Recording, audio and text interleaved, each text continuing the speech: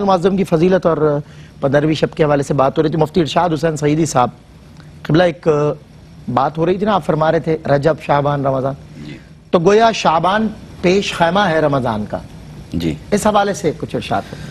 ہاں جی، یقیناً ایک تو ہر مہینے کی اپنی اپنی جگہ پر ایک فضیلت ہے، ٹھیک ہے، مگر اللہ کا نظام ایسا مربوط ہے کہ ایک شے دوسری شے کے ساتھ جڑی ہوتی ہوئی ہے، اور وہی چیز ہمیں یہاں بھی نظر آتی ہے کہ اللہ رب العزت نے رمضان المبارک جیسے اس مہینے کو جو ایمان کی بہار کا مہینہ ہے، بالکل ٹھیک، جو نیکی اور تقوی کی بہار کا مہینہ ہے، اس سے قبل بھی اس ماہ مبارک کو اللہ رب العزت نے اسی سے مناسبت اور موافقت عطا فرماتے ہوئے اسی سے اپنی اسی رحمت کا آغاز فرما دیا. یعنی گویا نوید ہے رمضان اس مہینے کی. تو وہ جو توبہ اور استغفار جو شب قدر میں جا کے اپنے نقطہ کمال کو پہنچتی ہے، اس کا آغاز اور ابتداء اللہ رب العزت نے شعبان سے شروع فرما دیا.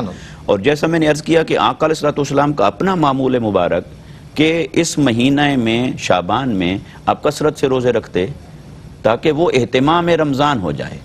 وہ روزوں کا معمول مبارک پھر اسی تسلسل کے ساتھ، کنٹینیوٹی کے ساتھ وہ آگے چلا جائے، اور پھر زیادہ وقت جب اللہ کی اطاعت میں بندگی میں گزرے گا تو مزاج کے اوپر، طبیعت کے اوپر، نفس اور روح کے اوپر اس کے اثرات پڑیں گے اور وہ اثرات گہرے اور پختہ ہوتے چلے جائیں گے. بالکل. حضور شیخ عبد القادر جیلانی رضی اللہ تعالیٰ عنہ آپ فرماتے ہیں کہ رجب، شعبان اور رمضان المبارک کے اس تسلسل اور باہمی ربط کو سمجھنے کے لیے آپ ایک مثال دیتے ہیں.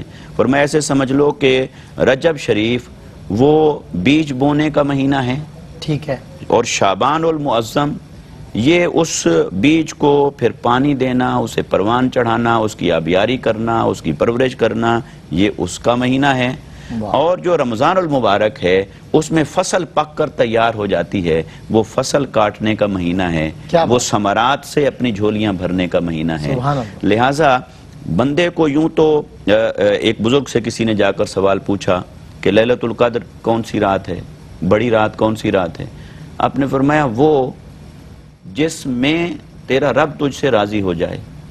پھر آپ نے فرمایا وہ جو تیری زندگی کی آخری رات ہو. اللہ اکبر. تو اس نے کہا کہ یہ مجھے کیسے خبر ہو کہ میری زندگی کی آخری رات کیا ہے؟ تو فرمایا پھر ہر رات کو شب براعت اور شب قدر کی طرح گزارو، کیونکہ معلوم نہیں کہ اگلی رات نصیب ہوگی کہ نہیں ہوگی. لہٰذا مومن کو یوں تو اپنی زندگی کی ہر رات اور ہر لمحے میں اللہ کے حضور عبادت اور بندگی کا پیکر ہونا چاہیے، توبہ اور استغفار کا معمول ہونا چاہیے، لیکن بالخصوص اس ماہ مبارک میں جب خود اس کی طرف سے ندا آ رہی ہے، اس کی طرف سے بلاوا آ رہا ہے، اس سے کوئی اپنے آپ کو محروم رکھے اور اس صدا پر لبیک نہ کہے اور اپنے دامن کو خالی رکھے تو یہ تو پھر سب سے بڑی محرومی ہو جاتی ہے. لہٰذا اس مہینے کو تیاری کا مہینہ سمجھا جائے اگلے ماہ مبارک میں اللہ کے انعامات اور اکرامات کو حاصل کرنے کے لیے. کیا بات مفتی صاحب، جزاک اللہ.